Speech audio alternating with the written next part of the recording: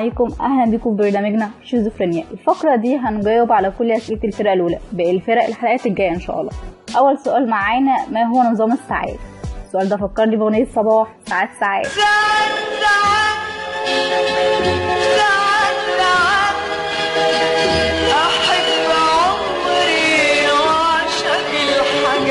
بص، اسمها ساعات معتمدة عشان الدقة بس. تعالى بقى اكلمك عنها. نظام الساعات المعتمدة ده معناه انك هتدرس المواد بين قوسين المقررات بساعات معينة. تقريبا المقرر الواحد 3 ساعات معتمدة، بس المواد اللي بتدخل ضمن متطلبات الكلية بتبقى ساعتين.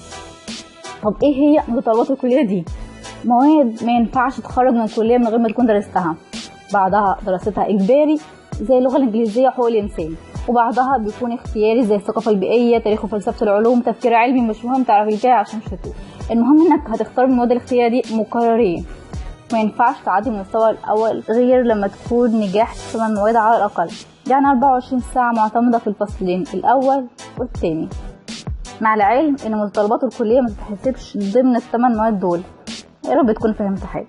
كده كده هتعرف اكتر عن الساعات المعتمدة في الندوة اللي الاتحاد هيعملها.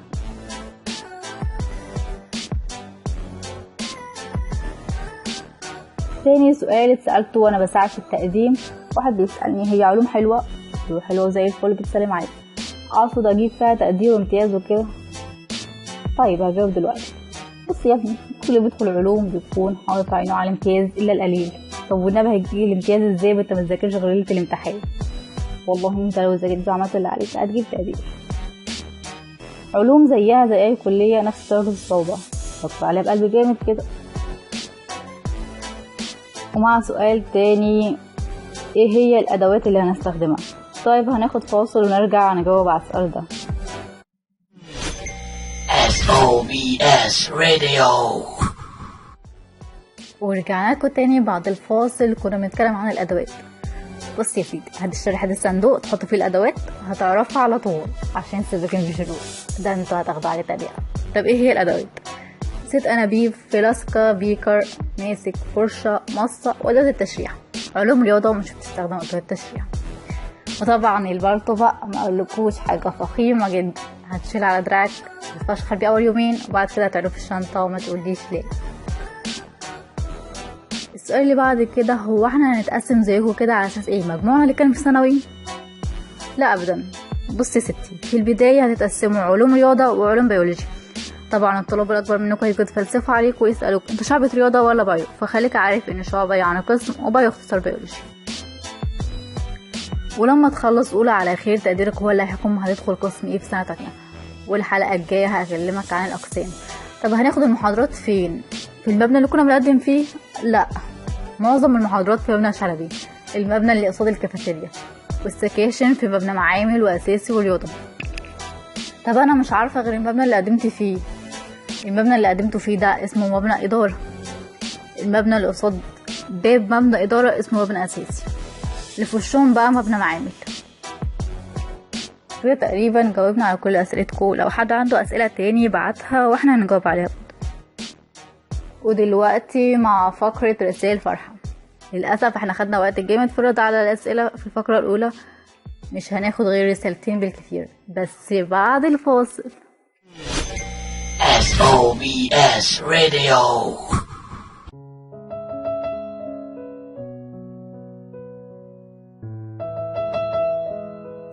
الناس اللي لسه جميلة من جواها، اللي ما بتبخلش أبدا بكلمة طيبة تفرح قلب اللي بيحبوهم، اللي قلبهم عمره ما شال وموقفهم كلها جدعانة أصل. ربنا يفرحكم ويكتر من أمثالكم. انتوا الخير اللي لسه بيه على الكوكب. ومن الناس دي تغريد سليمان، وحابة تبعت رسالة دي لأعز أصحابها، وبتقول بس بقى انت وهي نبطل كلمة نحس ونقول يا رب، عشان بجد ربنا كتب كل حاجة ومحدد مصيرنا ومدينا نصيبنا في الفرحة والسعادة والضحكة من القلب وكل حاجة حلوة في حياتنا، حتى في الحزن برضو ده اسمة ربنا وبالعدل، عشان ربنا ما يظلمش حد أبدا، وعالم بصبرك وتعبك وألمك ودموعك وقادر يفرحك. بس الفرحة تيجي في الوقت المناسب، الوقت ما تيجي لك ده كتير عليا قوي يا رب. نبطل تشاؤم بقى، ابوس ايديكم ونشوف الدنيا بأحلى شكل ولون. نضحك حتى لو غصب عشان ما نتعودش على الضحكة الصفرا، لأ، عايزين ضحكة صافية ننسى الهم والنحس والحاجات اللي عادي. أصلا انت اللي هتبسطي نفسك وهتخليك متفائلة، محدش تاني، فاعتمدي على نفسك لنفسك مش لحد تاني. والأغنية دي إهداء مني لتغيظ أصحابها.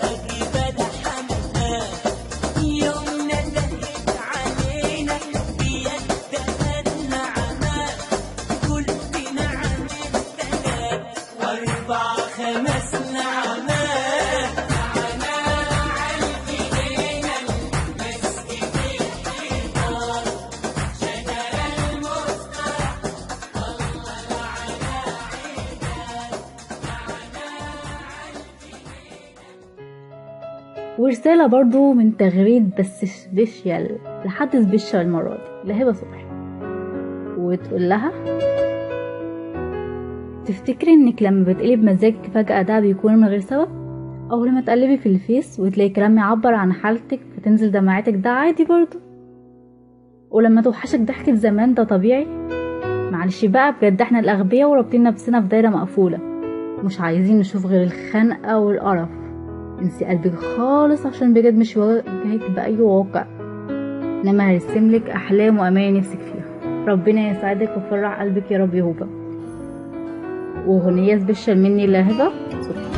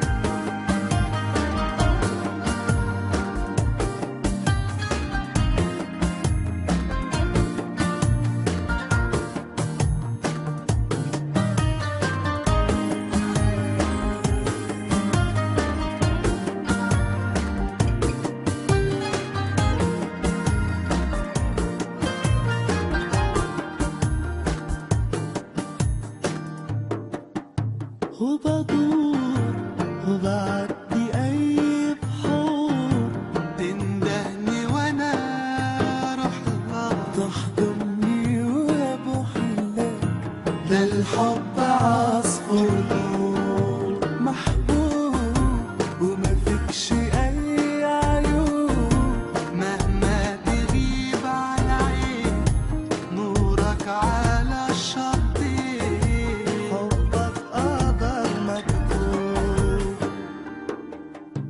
والناس بتحب كل الناس صوتك يونسني من نظرات واسمي وعليك قمر الناس والناس بتحب كل الناس صوتك يونسني من نظرات واسمي وعليك قمر الناس.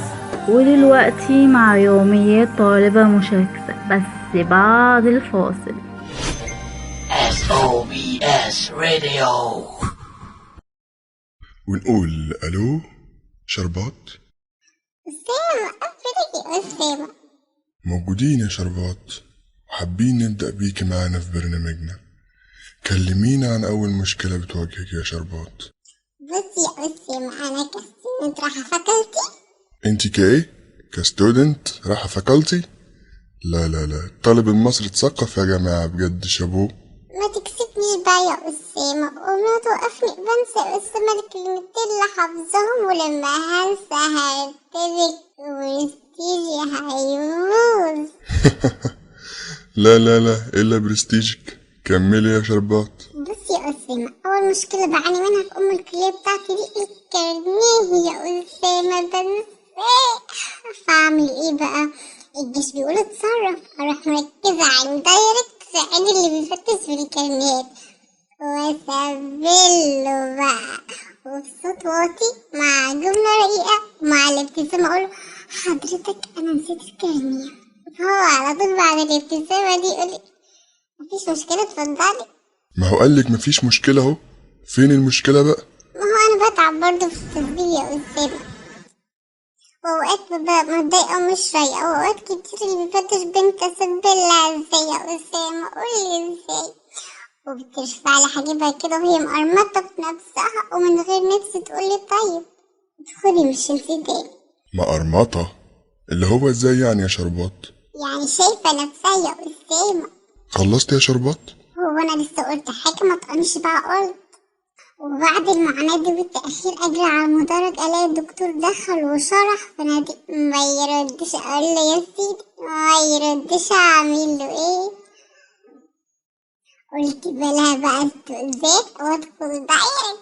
دخلت قعدت في المدرج متأخرة طبعا فمش فاهمة أيوتها حاجة.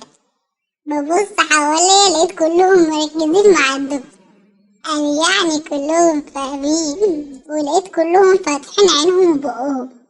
قلت بس انا هفتح كمان بقي يمكن افهم. لقيت المعلومة مش راضية تدخل ولا من عيني ولا من بقي. ووسط هذه الحيرة القاتلة لقيت نوتيفيكيشنية من الفيس. لقيتي ايه؟ نوتيفيكشنية؟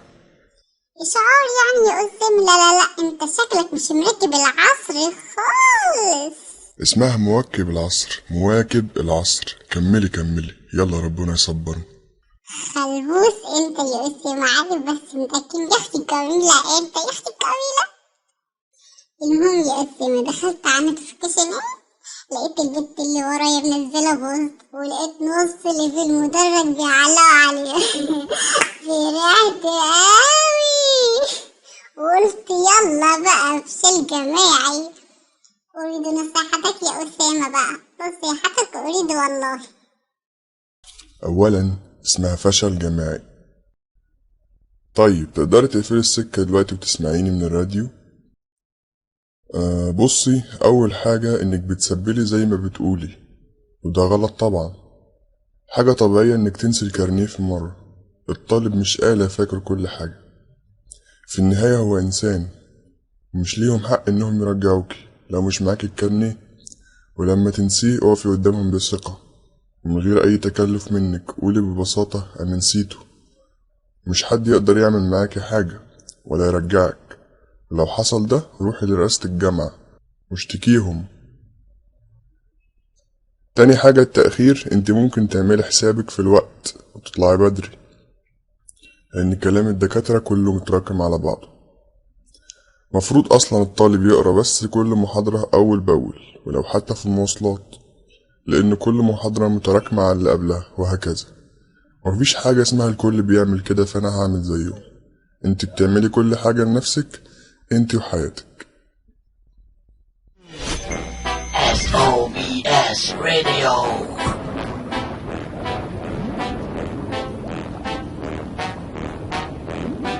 يا رب تكونوا استمتعتوا بالفقرة الأخيرة والبرنامج ككل. في نهاية البرنامج أحب أشكر كاوليني مدير الفريق وسويلة مهندس